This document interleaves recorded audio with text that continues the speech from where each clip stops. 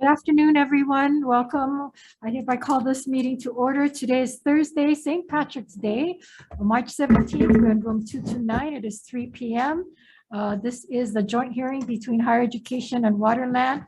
Following this hearing will be another joint hearing with Higher Ed and Public Safety. And following that, just a Higher Ed committee meeting on other bills. This meeting is being streamed live on YouTube and will cover the following hearings, which I've already articulated. In the unlikely event that we have to abruptly end this hearing due to technical difficulties, the committees will reconvene to discuss any outstanding business Tuesday, March 22nd at 3 p.m. in this room 229. And a public notice will be posted on the legislature's website. And testifiers participating remotely, your audio will be muted and video disabled until shortly before it is your turn to testify. You will be limited to 2 minutes each. At the end of the 2 minutes, the audio will be automatically muted. I'll be reading the list of individuals who submitted written testimony for each measure.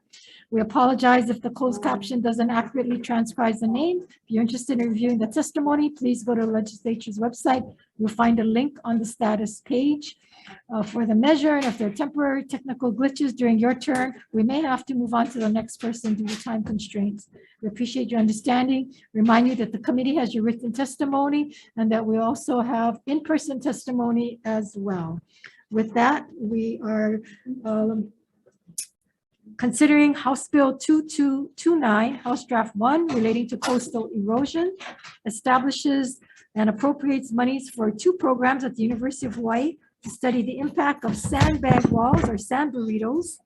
I don't know how that tastes, but on sand movement patterns and coastal erosions on public trust resources, including beach access, coastal water quality, and recreation at Ehukai Beach Park, including from the shoreline area near Keike Road to Sunset Beach. Also, I want to introduce my chair from Waterland. You want to introduce your Yes, thank you, Chair. The Committee on Water and Land, myself as chair, we do have our significant Maui Vice Chair there, Senator Agaran, Senator Misalucha, Senator Revere, and Senator Favela present at the Water and Land Committee.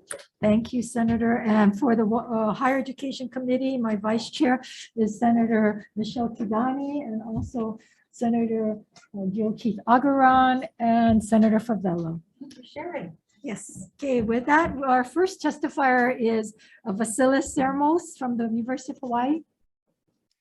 Good afternoon, Chair Kim. Good afternoon, Chair Inouye. Thank you for taking the time. We are in support of this bill and we're standing by on our testimony. In support. In support. Thank you. Craig Hirai, Department of Budget and Finance, with comments. Michael Kane, please, from DLNR. Good afternoon, Chair Kim, Chair Inouye. Good afternoon. Michael Kane on behalf of the Department of Land and Natural Resources. We offer the committees some comments and some background information for context with the intent of making the study as useful as possible for helping us make management decisions. I do need to make one note. We've attached a list of sandbag burritos in the study area. The permits have expired. We will be needing to take those to the Board of Land and Natural Resources to determine what steps should be taken next. And I would never like to predict the outcome of board decisions. So hence we've suggested language that studies both the placement of sandbags and their removal should that happen. And we would also like to include sand pushing, as that is a technique that has been used on the North Shore when appropriate.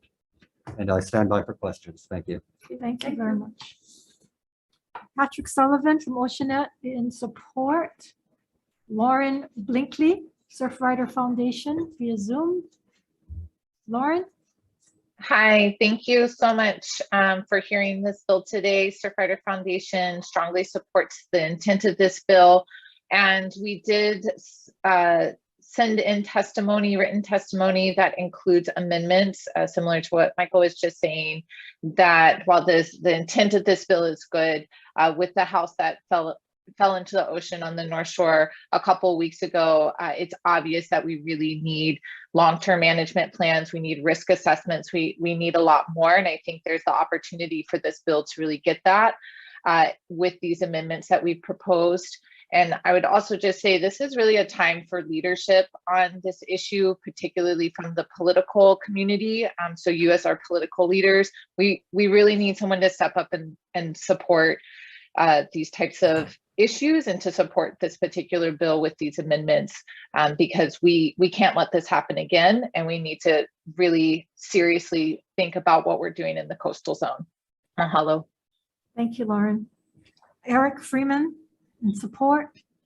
Peter Halford also in support. Rodney Yeoman in support. William Kernot in support. Is there anyone here wishing to testify on this measure? Hearing none, members, questions? I have a question. Okay, Senator Micheluna. Mike. So help me understand. So the 26 homes that are not in compliance, are they in danger of being fined, or what kind of penalties would they have if, for instance, they continue not being in compliance? We have a range of penalties. Similar projects that have not been in compliance, I believe the fines were, the last one we took to the board was 15,000, and $10,000 would be credited if they bring the structure into compliance. However, that was a structure that was built far bigger than what was approved. The issue we're facing in Ehukai, the Pamalu Ahupua'a, is that the permits have expired and without submitting completion reports, and some have been on for 6 to 7 years. Wow. So it is a new situation for us. The intent was for 3-year permits while long-term solutions were worked on, and then they were renewed once, and we're still here. So it's a new situation for us, and with coastal erosion accelerating, it's honestly, we're playing catch up. We knew it was coming, but it came faster than anticipated. In an ideal situation, how long would that permit take place? The permitting process. Okay, you mean to get the permit or to? Yeah, to get the permit. Well, that was under the emergency permits we issue. Well, the idea is it's emergencies. They're Yes. designed to address tsunamis, floods, within a week. But emergency permits don't have environmental studies associated. They don't go, they're designed to be quick. Yeah. Okay. So, Yes. so if we add the section that the department and chair cases communication is to add addressing the sandbag walls and the sand pushing into the measure, that's what you're recommending to make sure that university, including in the study program, added to that as well. Correct. Because in particular, the sand pushing is the one that needs board approval or both. No, so, sand pushing isn't well regulated at the Okay, but you moment. did say So- that the installation or the removal of the sandbag Correct, wall and the correct. question raised about all these other people who are waiting for their permits approval, are these all waiting to go to VLNR decision making? When you say people waiting for their permit approval, you mean the renewal? No, these Yeah. are, These Yeah. will need to go to VLNR because our Okay. office feels they're not in compliance. Okay, Yeah. okay, so thank you. could we put these on hold until such time that the study comes out that, Yeah. My concern with that is Act 16 in 2020 forbid the hardening of shorelines. And we felt that temporary measures were within the measure, realm of the law. I don't know if extended. It's not gonna help. Okay. Yeah, I don't think it's gonna help. But the fact that it's there and it does protect to some degree, once you remove it and for 2 years, they're not going to be allowed to do anything, or unless you guys reapprove them, it would seem at this point perilous to just leave them in limbo for 2 years when these things are already there. Yeah, my understanding is that the bill doesn't mandate that these stay or go. Right, that's what Right. why we're Um, having this So conversation. from our perspective, we recognize that properties are at risk and we recognize there are difficult decisions. But our job is to protect the public resources, and we also feel that the beach is at risk if these remain up. So Right, it's a but we're conflict talking that a we need- temporary period for such time where we have a, long-term decision, but, okay, let me we do have somebody that just wanted to testify and came in late and they are here, so you can just sit there for now. And Glenn Watchell, is that how I pronounce your name? Yes, thank you. Go ahead, please. Yeah, hi. I'm a 30-year North Shore resident, former city and county lifeguard. Probably spent almost every day of the last 30 years, either in the lifeguard tower or at my house at Sunset Beach. We're thankful that the DLNR has issued these emergency permits to close to, I think, 38 properties on the North Shore, extending from Sunset Beach down to Keiki Beach, and then also parts of Laniakea Beach. And the purpose of those burritos, as Mr. Fitzpatrick has explained, is for temporary erosion control measures. And they've been working wonderfully. The erosion that happens on the North Shore is short-term coastal erosion. That's what we see. And that's what the burritos are really protecting against. Without the burritos, we could possibly have, if we get our burritos revoked, we could possibly have close to 38 homes at risk of falling into the ocean. The home that fell into the ocean at Rocky Point did not have any burritos. So if we are revoked, it's a very real possibility that there'd be close to 38 homes in this situation. The other thing I'd like to point out is, and we have photos of this as well, that the burritos don't cause significant shoreline damage to the shoreline. We have beaches that are fully recovered. In front of Laniakea, they've fully recovered. In front of Sunset Beach, where there are emergency permits permitted, the beach is fully recovered. And then also at Pupukea Beach, fully recovered. So it seems to me that the burritos are working according to the way they were supposed to be working, as an emergency backstop without any significant shoreline beach problems. So respectfully ask that while the study is being done, that the burritos stay in place until we can find a longer term solution. And Okay. I think I have a lot of observational knowledge on the North Shore, and I can answer any of the questions that you guys might have. Thank you very much. Okay, members, I have Senator, questions. Could I Senator ask Rivera. Michael some questions first, Yes. and maybe if Mr. Wachtel could sure, stay on the line? yes, Thank you.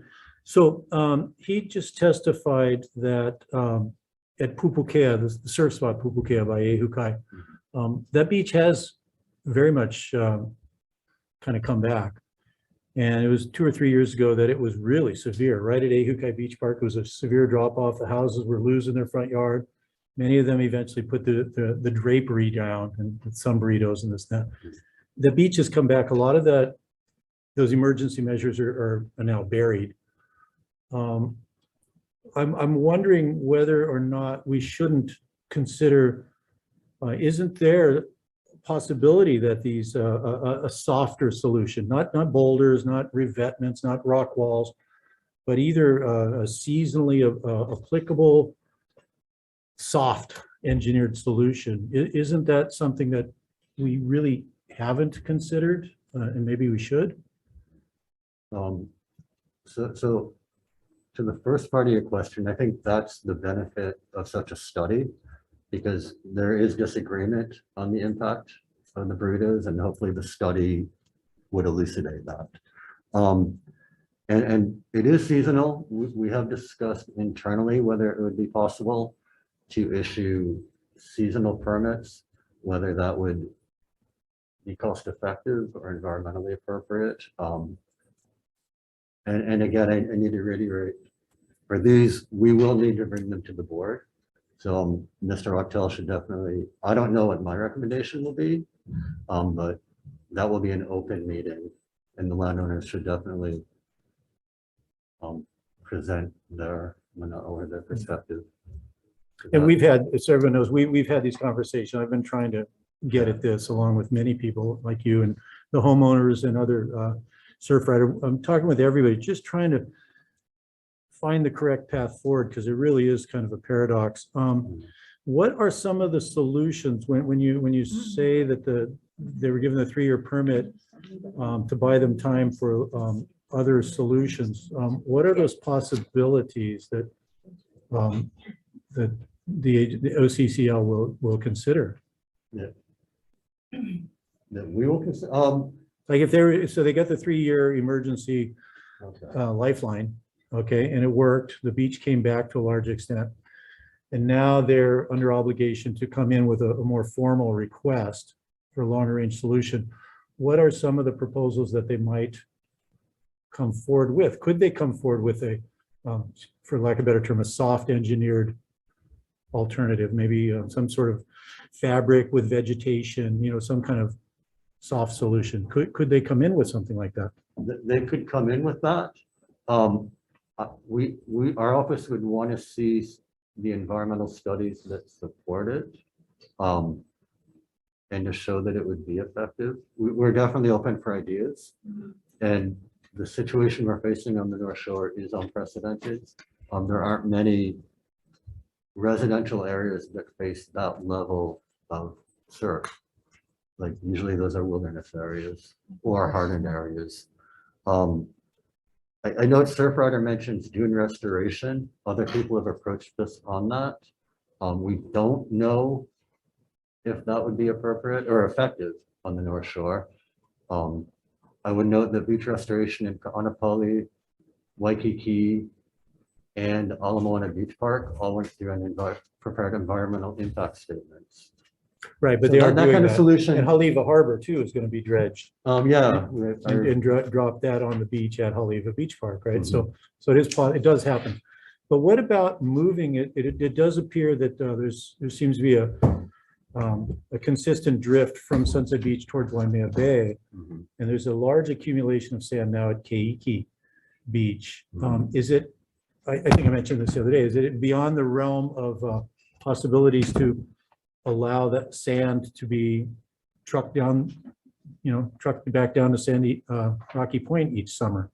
Is that something that could be considered, or if studied? Yeah, with a caveat, if studied, I would Yeah. hate to commit to anything. Right. But if that it is can an be idea that I shown. think is worth exploring. Okay, thank you. Again, we're just trying to get to Yeah. really an impossible.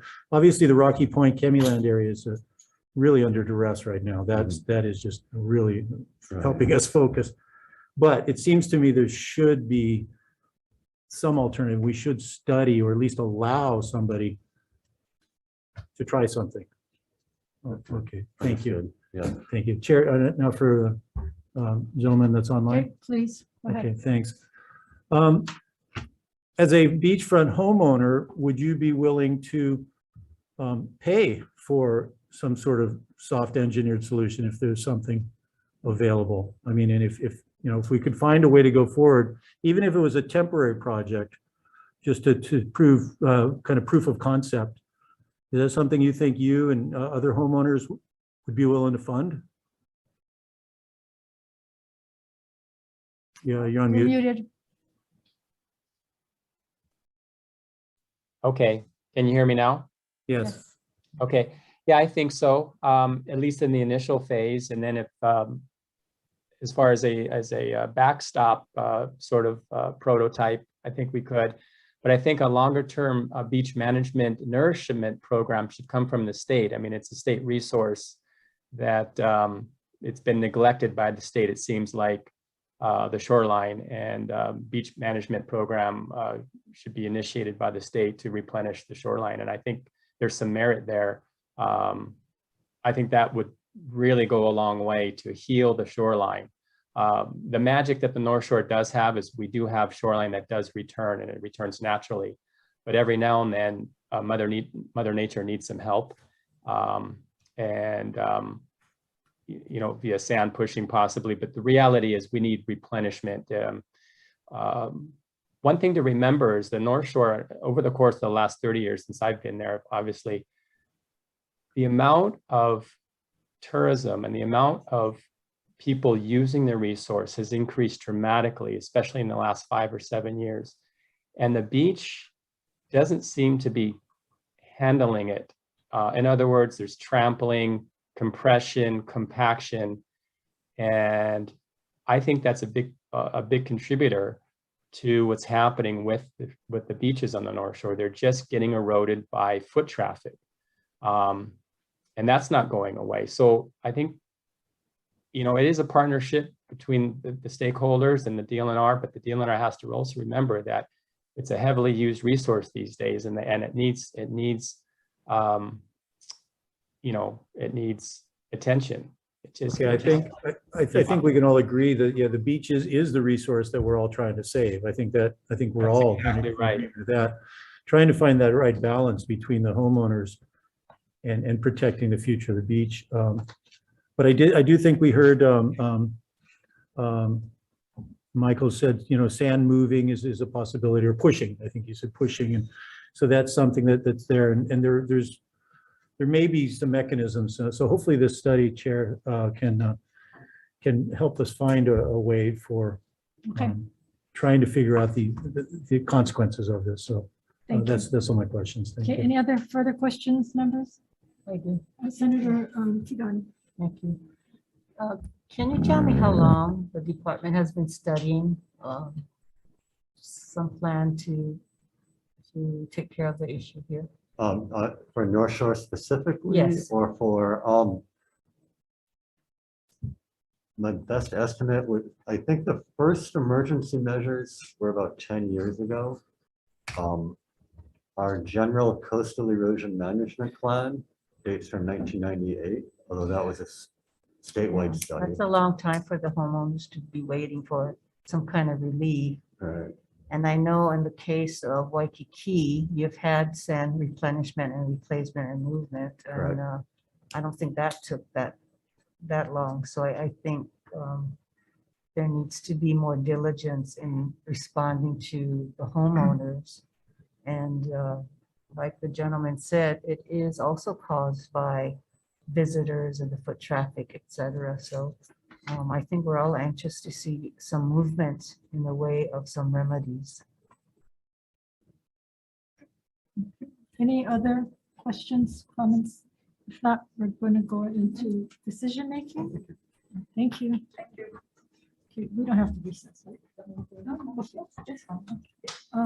Members, based on the testimony and questions and so forth, I am going to recommend amendments.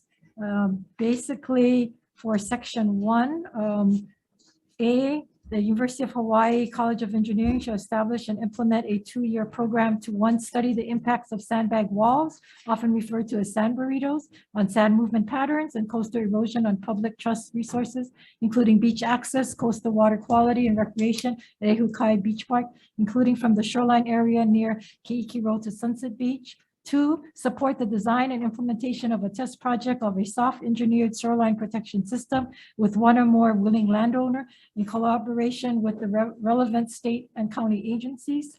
3, to develop a beach and dune management plan for this area to identify potential short and long-term sediment management techniques and coastal dune restoration and management strategies. 4, to analyze potential changes to laws and policies that will allow implementation of the adaptation measures identified in the study. University of Hawaii shall submit a report to its findings and recommendations, including any proposed legislation, to the legislature no later than 20 days prior to the convening of the 2025 session. And section 2 is appropriation amount, which is blank for now. And then study the impact of sandbag walls, etc., as I said earlier. And 2, to produce a hazard risk and vulnerability assessment of the shoreline parcels in the area, including an evaluation of adaptation pathways and action triggers that include steps for strategic retreat of shoreline homes and infrastructure. And 3, to develop a beach and dune management plan for this area to identify potential short and long-term sediment management techniques and coastal dune restoration and management.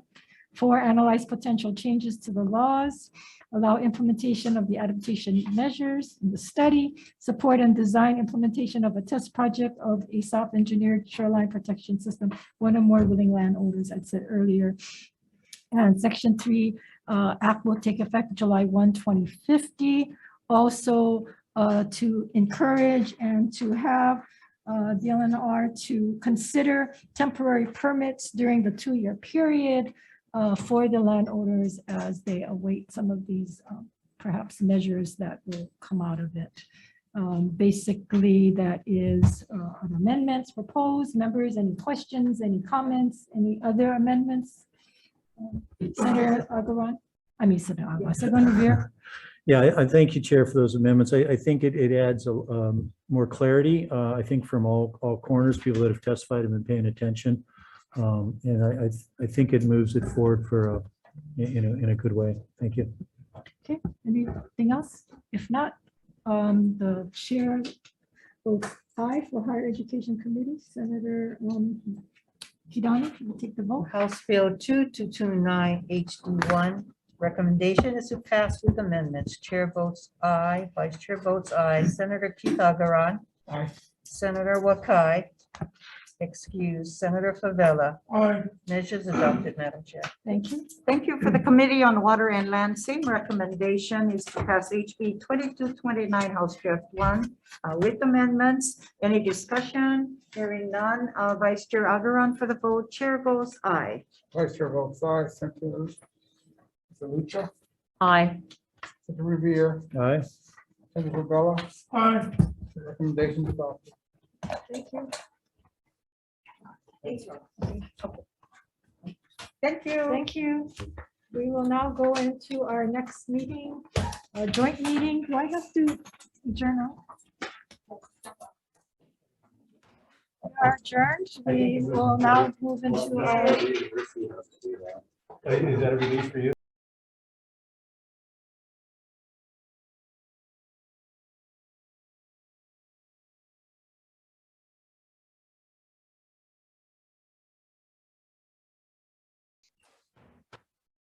Good afternoon. A continuation on the higher education committees. We are in joint with the Committee on Public Safety, Intergovernment and Military Affairs. I have Chair Nishihara of the Public Safety Committee, and your members, as well as my members, will go right into. We are being streamed live on YouTube, and I am not going to read everything else that I just read earlier. And to like the event, though, if we abruptly end, we will reconvene on Tuesday, March 22nd at 3 p.m. in this room. House Bill 2302, House Draft 1, relating to the University of Hawaii Sea Grant College Program. And we have Craig Kibrai from the Department of Budget and Finance with comments. Dennis Huang, University of Hawaii Sea Grant College Program. Hello, aloha, Chairs Kim and Nishihara and Vice Chairs Kidani and Decoit and members of the committee. I'm Dennis Huang. I'm a faculty member at the University of Hawaii Sea Grant College Program, but today I'm speaking as a private citizen. I just want to mention that I stand by my written testimony in support of this bill, and I'm available for questions. And also later, you'll see that University of Hawaii Sea Grant, Dr. Darren Lerner has also submitted testimony. He can't be here today, but he asked me to testify on his behalf. And on behalf of the University of Hawaii Sea Grant, they also support House Bill 2302.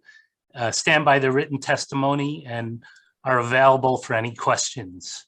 Great. Thank you very much. Luke Myers with Hawai'i in support. Good afternoon, chairs, Afternoon. vice chairs. My name is Luke Myers, the administrator of Hawaii Emergency Management Agency. Hawai'i stands on a written testimony in support of House Bill 2302 and are available for discussion necessary. Thank you so much. Thank you. Linda Suyoshi from Hawaii State Library in support. Alice Saul also in support. Rodney Bocher in support. Herman Andaya, Maui Emergency Management Agency in support. Are you here, Herman? No, anyone else wishing to testify on this measure? If not, we are open to questions. Members, any questions? Hearing none, just ready for decision making. The recommendation from the higher ed chair would be to pass this amendment, pass House Bill 2302, House Draft 1 as is. Is there any discussion? Hearing no discussion, chair votes aye. Recommendation to pass House Bill 2302 HD1 unamended. Chair votes aye. Vice Chair votes aye. Senator Keith Agaran. Aye. Senator Glenn Wakai. Excuse. Senator Favela. Aye. Measures adopted, Madam Chair. Thank you. For public safety. Okay, safety, same recommendation to pass this bill unamended. Chair votes aye. Members voting on HB 2302 HD1, recommendation pass unamended. Chair votes aye. Vice Chair votes aye. Senator Baker. Excuse. Senator Rivera. Aye. Senator Favela. Aye. Chair recommendation is adopted. Okay, that takes care of that. Thank you very much, Mr. Nishihara. We are now into the Higher Education Committee. I am not going to recess.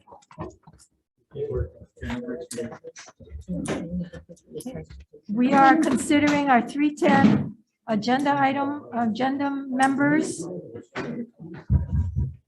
on House Bill 2206, House Draft 1, relating to an appropriation for the University of Hawaii, appropriates funds to the University of Hawaii at Manoa and University of Hawaii at Hilo for athletics.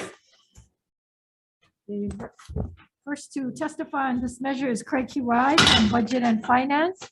With comments, Calbert Young or David Matlin. In support, is either of them online? Oh, there we Yes, have I am. both of you. Okay. Who's going to speak first? I'll go first. Hey. Aloha, thank you. Aloha, Chair Kim and Vice Chair Kadani. Stand on written testimony in support of this bill with a few updated comments. After reading the worksheets, we are appreciative of the $12.4 million being proposed for University of Hawaii Manoa athletics. The 12.4 will provide opportunities for our student athletes to thrive academically, physically, mentally, and competitively. The investment will help develop Hawaii's leaders of tomorrow. A continuous growth in our competitive position of our athletic teams will lead to an increase in revenues through attendance, donations, and corporate sponsorships as we move forward, as well as other revenue streams. These increases will continue to prepare us for investments needed in the ever-evolving collegiate landscape. Thank you very much. Okay, thank you. Mr. Young, did you want to also testify? Oh, no, thank you, Chair. I just wanted to be here to be sure that Athletic Director Matlin and Athletic Director Gillian had a chance to explain to the committee the benefits of the bill and how the funds could be best used for athletics. Thank you. Okay, not sure if we might have questions for you, so you might want to hang on there. Patrick Gillian, University of Hawaii at Hilo. Patrick, are you with us? Yes, I am. Aloha. Aloha. Aloha, Chair Kim, Vice Chair Kadani, and members of the committee. Appreciate the opportunity to appear before you in support of House Bill 2206 HD1. Definitely would like to stand on our written testimony in support as submitted, and I'm certainly available here for questions as needed. Mahalo. Okay, thank you very much. Anyone else here wishing to testify on this measure? That is all that we have on the schedule. If not, members, we're open to discussion or questions at this point. If not, I do have a question. So, Mr. Matlin, I know we've talked about this amended amount of 12.4 million, and that we had asked that the department come up with a plan and how we're going to make our program a D1 competitive program. And we will await that plan from you. Is that correct? Yes, I believe we received something yesterday where it will be, I think it's, there's a deadline of 9 a.m. tomorrow. We should be submitting something on Friday, tomorrow on that. Okay, because part of that was a 5.2 million for Title IX. It went from 0 to 5.2 with this new amount of monies. And, you know, we did not get anything specific on that, and we are certainly awaiting that information. Yeah, we'll get to that information. I guess it's actually changed when looking at the worksheets. It's 12.4. There was 2.4 for travel and subsidies, and the rest was Title IX. So that's the way we'll break it down going forward when we get you the information tomorrow. But Mr. Matlin, it's not so much what's in the budget. I want to know what it is that the university really needs. What is your plan? What's your vision? And that's what we'll be submitting tomorrow. Basically, the big changes in areas to really support our student athletes nutritionally, from physical therapy, really increase recruiting budgets so we can compete on the landscape with the new NCAA rules as far as letting parents come, and some mental health initiatives also. So yeah, basically it's there to really help us to aspire to be top tier in our conference and in the group of 5. Okay, I just want to express, you know, my disappointment in the sense that when we had that hearing on the athletics and the coach, I don't know, a month ago, maybe longer, 2 months ago, we did ask for the vision on how do we become more competitive. And so I would imagine that you would have had that information already for us, having that we've asked that question much earlier. And so, you know, I think this is something that the university and the athletic department really need to have a vision on how we're going to achieve this, and not back into the vision, into whatever dollar amount a legislator decides they want to put into the budget. I understand. Like I said, we'll be getting into that shortly. Okay, thank you. Members, any other questions? Hearing none, I move on to the next agenda item, which is House Bill 1488 relating to resident for tuition purposes, requires the tuition residency rules for the University of Hawaii to grant the resident tuition fee for enrollment at any University of Hawaii campus, including any community college, to individuals who have obtained a Hawaii high school diploma or equivalent credential and are working towards an undergraduate degree under certain conditions. First testifier is Lori Tanigawa from the Attorney General. Good afternoon, Lori Tanigawa, Deputy Attorney General. The department submitted comments, which we appreciate the committee's consideration of, and I'm available if there are any questions. Thank you. Okay, thank you. Keith Hayashi from the Department of Education. Superintendent. Support. Hei Okimoto from the University of Hawaii. Good afternoon, Chair Kim, Vice Chair Kidani, and members of the committee. I am Hei Okimoto, Associate Vice President for Student Affairs for the UH system. I stand on my written testimony in support of this measure, and I'm available to answer any questions the committee may have. Thank you.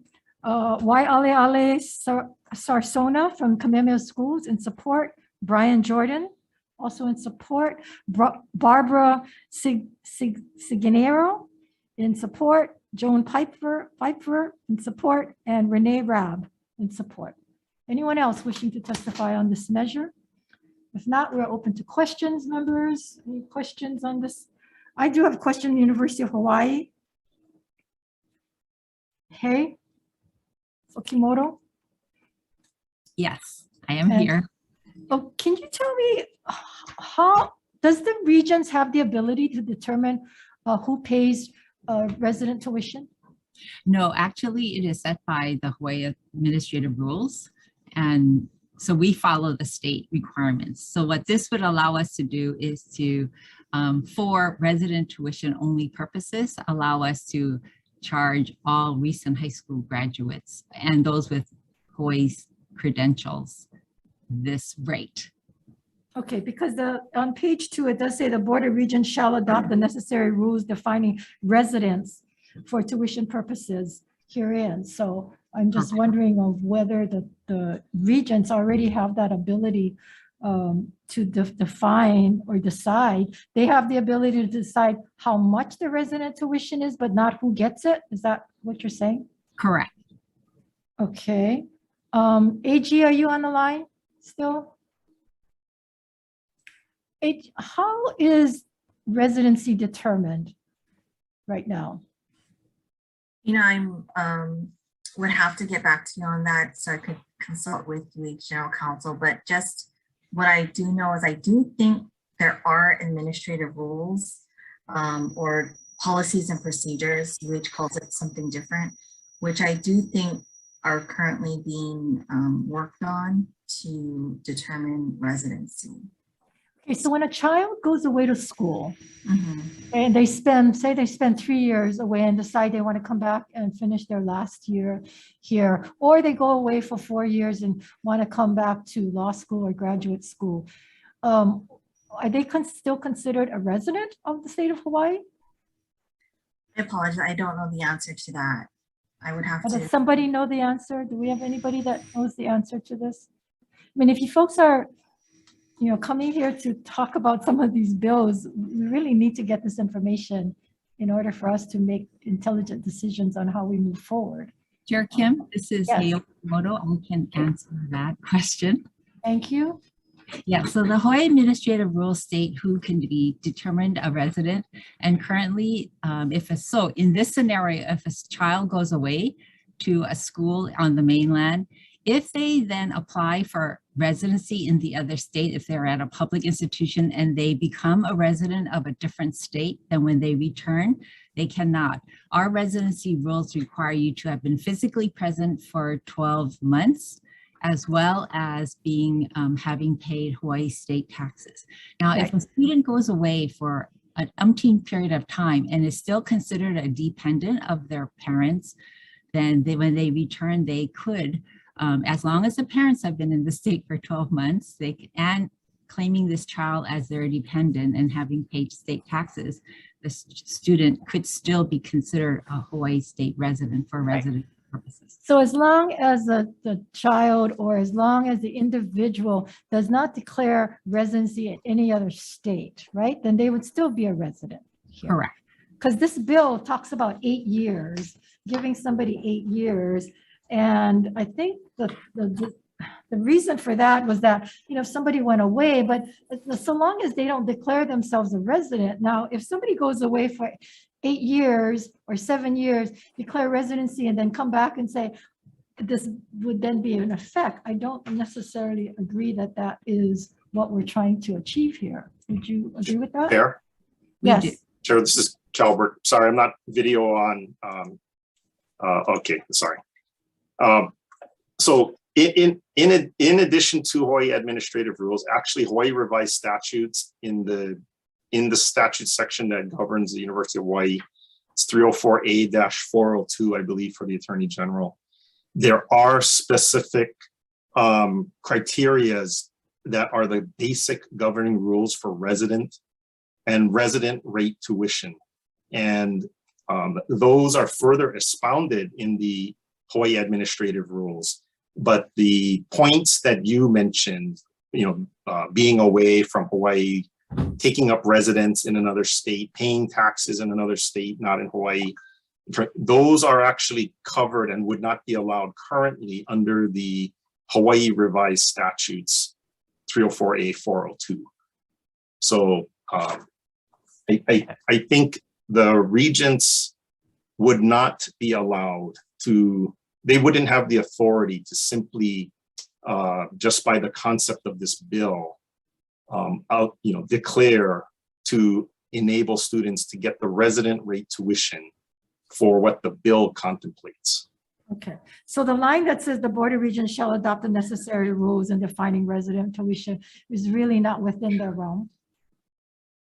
It would not, in my opinion, the AG can confirm, but in my opinion, a regent's decision like that alone, without support from statute, would not be adequate to enable charging resident rate for this particular group of potential students that the bill contemplates.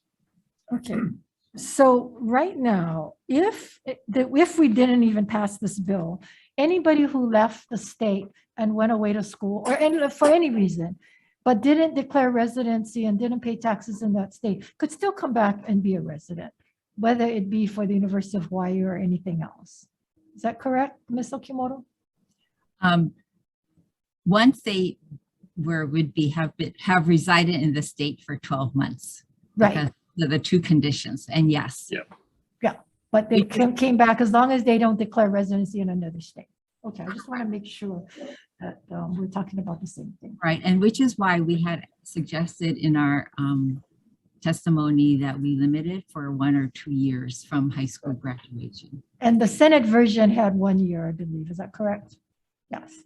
Okay, members, any questions? I have a Go question. ahead, Senator Kidani. Yeah, so I'm a little confused. So they don't declare residency, but they go away to college and they get a part-time job at the school to help pay for books or whatever, living expenses. So they're paying taxes in that state. Then they come back, they're not considered a resident. As long as they don't file their taxes and. To some extent, if they are still considered dependent of their parent and they are in another state and working, I believe they are still considered a resident of our state. Because when I went to college, I had to work in that state, but I was still considered a resident here, unless I lived there for 12 months. Madam Chair, I think I can try, and he can confirm me if I'm not. So I believe if the circumstances, well, one, if you want to be a resident in the state of Hawaii for University of Hawaii tuition purposes, you had to have filed income taxes with for the 12 months prior to you being a student at the University of Hawaii. That would be a bona fide test for residency. Alternatively, if you are a dependent, if you're still a dependent claimed on your parents or your, let's say your parents' taxes, and your parents happen to be residents of the state of Hawaii, that would also qualify you to be a resident. So you could be a student, if your parents are Hawaii residents and you went to a mainland school, let's say, for a year, but you were still claimed as a dependent on your parents' taxes. And then you, after that year, decided to come back to Hawaii and enroll at the University of Hawaii under HRS 304A-402, that provision would still allow you to be considered for resident rate tuition, subject to whatever additional Hawaii administrative rules requirements there are. Is it also true that you go to undergraduate school and then you haven't declared residency in any of the state, you didn't pay a resident tuition, and then you take a year off, you work on the Hill, say in Washington, DC for a year and a half, and then come back and apply to the university for graduate school, you would still be able to be considered a resident, correct? If you hadn't filed taxes in any other state. If you hadn't filed taxes in another state? Yeah. Because that happens to a lot of our kids who yeah, I think that would only be Wait a true second. if the circumstance was that your parents had filed and they are Hawaii residents and you were claimed on your parents. So, but they'll be too old to be claimed. Well, that's why I think that only that circumstance. I'm only looking at HRS 304A-402. There's only 2 provisions in that section where UH must honor for determining residence. There's only 2, and both of them are related to having filed and declared taxes in Hawaii in the 12 months prior to you enrolling at UH. Okay, so they could be away and still file their taxes here in Hawaii, right? Yeah, that's a circumstance. That's true. That probably could work. And most states, I don't know, maybe all states, don't they all have a 1 year, 12-month requirement to be considered a resident of their state? that I would defer to Hay. I'm not sure if that's I true. think it varies by state. Some states have 3 years and you cannot be a student while That's right. getting that 3-year or 2-year or 1-year term. Right.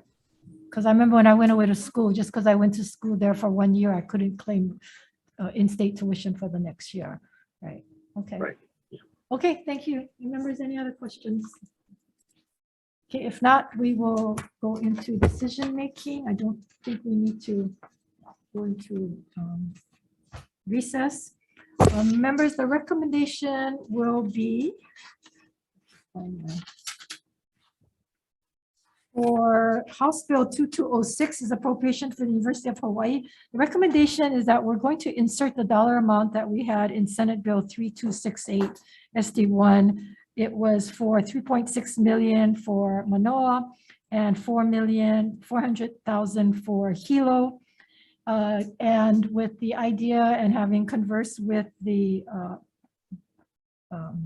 WAM chair, that university will submit their plan to us so that we can justify whether or not the $12 million is what we want to do. I also would like to put in there, as we had in Senate Bill 3268, that the Board of Regents will consider the review of coaches' contracts over $200,000 and consider that they be able to determine if there's cause for firing of the athletic director and the head coaches. Any discussion? If not, Chair votes aye. For Senate, for House Bill 2206 HD1, recommendation is to pass with amendments. Chair votes aye. Senate Vice Chair votes aye. Senator Kitagaran. Aye. Senator Wakai. Yes. Senator Favela excused. Measures adopted, Okay, Madam thank Chair. you.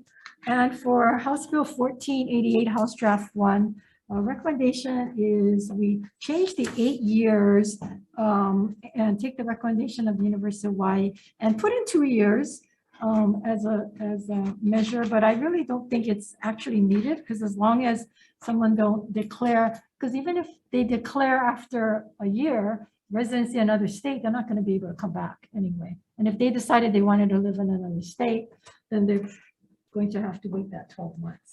But I think that the bill has merit, and with that, we did have that. We only had 1 year in our bill, but I think we need to go to 2 years. Any discussion? Oh, and the AG amendments to that statewide concern. And was there anything else? That's it. Okay. Any discussion? Hearing none, the chair votes aye. House Bill 1488 HD1, recommendation is to pass with amendments. Chair votes aye. Vice Chair votes aye. Senator Kitagawa. Senator Wakai. Yes. Senator Favela excused. Your measures adopted, Madam Thank Chair. you. Thank you, members.